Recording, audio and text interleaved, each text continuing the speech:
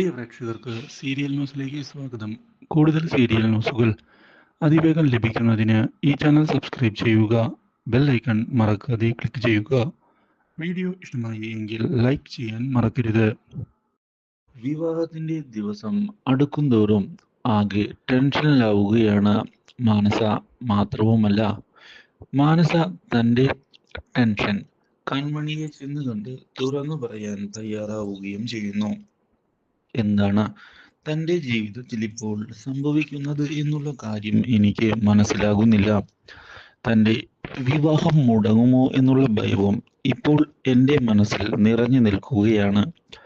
നിഷയും നിഷയുടെ അമ്മയും ഒരു തിരിച്ചടിയായി എൻ്റെ മുന്നിലേക്ക് വരും എന്നാണ് എൻ്റെ മനസ്സ് പറയുന്നത്.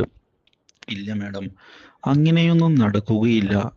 എത്രയൊക്കെ നിഷയും നിഷയുടെ അമ്മ സംഗീതയും പരിശ്രമിച്ചാലും മേഡത്തെ കൈവിടുന്നതിനായി തയ്യാറാകാതെ മേഡത്തിന്റെ കൂടെ തന്നെ നിൽക്കും ക്രിഷ് സാർ എന്ന് തന്നെയാണ് എനിക്ക് തോന്നുന്നത്.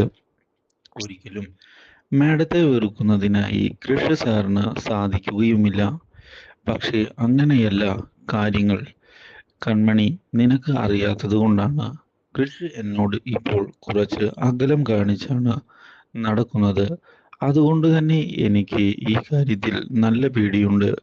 എന്തെങ്കിലും സംഭവിക്കുകയാണ് എങ്കിൽ എന്താകും അവസ്ഥ എന്നാണ് ഞാനിപ്പോൾ ആലോചിക്കുന്നത്.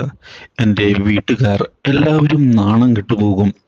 മാത്രവുമല്ല, കൃഷിനെ സ്വന്തമാക്കുക എന്നുള്ളത് എൻ്റെ ജീവിതത്തിലെ ഏറ്റവും വലിയ സ്വപ്നങ്ങളിൽ ഒന്നാണ്. അതിനു വേണ്ടിയാണ് ഞാൻ ഇത്രയും നാൾ പരിശ്രമിച്ചത്. പക്ഷേ അതൊന്നും നടക്കുകയില്ല എന്നുള്ള അവസ്ഥ വരുമ്പോൾ ഉണ്ടാകുന്ന മാനസിക വിഷമമാണ് എന്നെ വേദനിപ്പിക്കുന്നത്. ഇത് കേൾക്കുന്ന കൺമണി, അങ്ങനെയൊന്നും ഉണ്ടാവുകയില്ല, ഉറപ്പാണ്. മാനസ മേഡത്തിന്റെ കൂടെ ഞങ്ങൾ എല്ലാവരുമുണ്ട്. അതുകൊണ്ട് തന്നെ യാതൊരു വിധത്തിലും പേടിക്കാതെ കാര്യങ്ങൾ മുന്നോട്ട് കൊണ്ടുപോവുകയാണ് വേണ്ടത്. ആ ഇമ്പോർട്ടൻ്റ് ആയ ദിവസം വന്നെടുക്കുകയായി.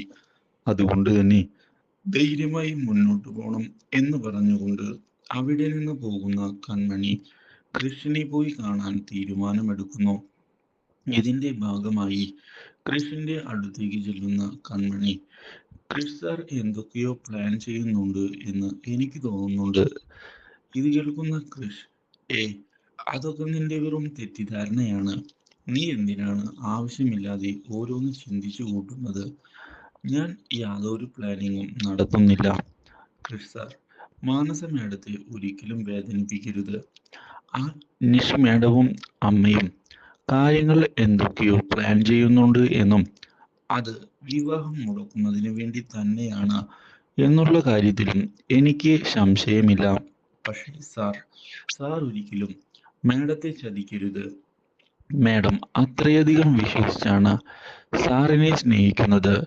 മാനസ മേഡത്തെ ചതിക്കുകയാണ് എങ്കിൽ സാറിന് തിരിച്ചടികൾ ഉണ്ടാകും എന്നുള്ള കാര്യം ഉറപ്പു തന്നെയാണ്.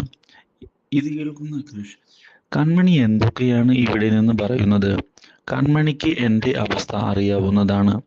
ഈ വിവാഹത്തിന് എനിക്ക് താല്പര്യമില്ല എന്നും സഹായിക്കണമെന്നും ഞാൻ നിന്നോട് 100 തവണ പറഞ്ഞിട്ടുണ്ട്. പക്ഷേ അപ്പോഴെല്ലാം നീ എന്നെ അവോയ്ഡ് ചെയ്തുകൊണ്ട് മാനസയുടെ കൂടെയാണ് നിന്നിട്ടുള്ളത്.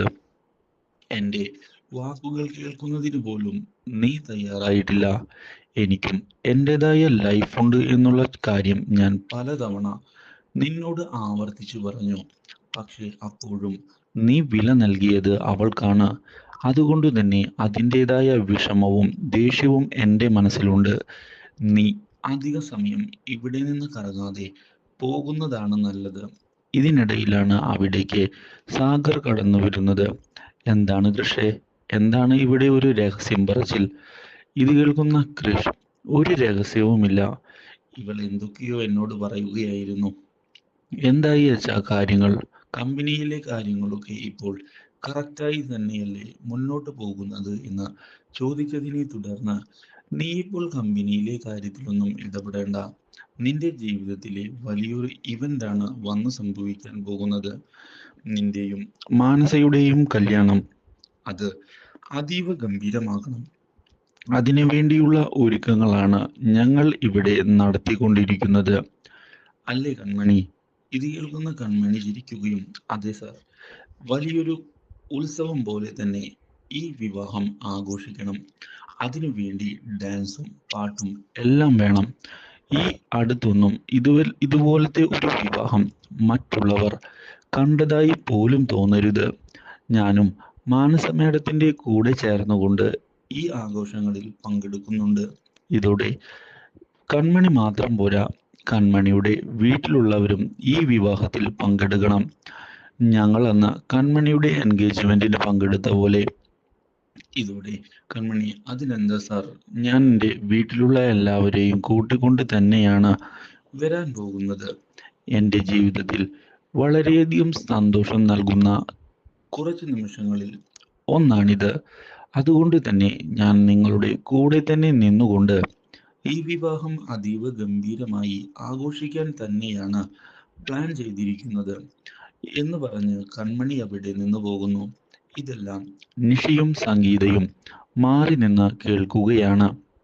ഇതോടെ നിഷി അമ്മയോട് ചോദിക്കുകയാണ്, വിവാഹം മുടക്കുന്നതിനായി എന്ത് പ്ലാനാണ് ഇപ്പോൾ മനസ്സിൽ തയ്യാറാക്കി വെച്ചിട്ടുള്ളത് എന്ന്. ഇതോടെ, നീ ആ കാര്യം ആലോചിച്ച് പേടിക്കണ്ട. കൃഷിനെ ഇവിടെ നിന്ന് കടത്തി കഴിഞ്ഞാൽ പിന്നെ കൃഷ് നിന്റേത് മാത്രമാകും. പക്ഷേ അതിനിടയിൽ ആ കൺമണിക്കിട്ട് ഒരു പണി കൊടുക്കണം. കാരണം അവൾ കാര്യങ്ങൾ മനസ്സിലാക്കി കഴിഞ്ഞാൽ തിരിച്ചടിയാകുന്നത് നമുക്കാണ്. അവൾ വലിയൊരു തലവേദന തന്നെയാണ് എന്നുള്ള കാര്യത്തിൽ യാതൊരു സംശയവുമില്ല. മാനസയ്ക്ക് വേണ്ടി എന്തും ചെയ്യാൻ തയ്യാറായി നിൽക്കുന്നവളാണ് അവൾ. അതുകൊണ്ട് തന്നെ ആദ്യം അവൾക്കിട്ടൊരു പണി കൊടുത്തു വേണം നമുക്ക് ഇവിടെ നിന്ന് കൃഷിനെ മാറ്റാൻ. പിന്നെ കൃഷ് നമ്മൾ പറയുന്നത് പോലെയേ കാര്യങ്ങൾ ചെയ്യുകയുള്ളൂ. അതുമാത്രമല്ല, നിന്റെയും കൃഷിന്റെയും വിവാഹം നടന്നു കഴിഞ്ഞാൽ പിന്നെ ഈ മാനസയൊക്കെ ഈ വീടിന് പുറത്താണ്.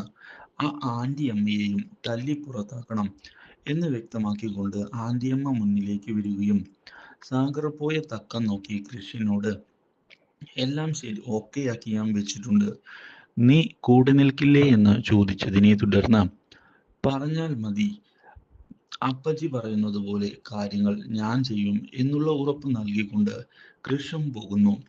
ഇതോടെ തന്ത്രങ്ങൾ അടുത്ത ലെവലിലേക്ക് പോയിരിക്കുകയാണ്. Do like, share and subscribe.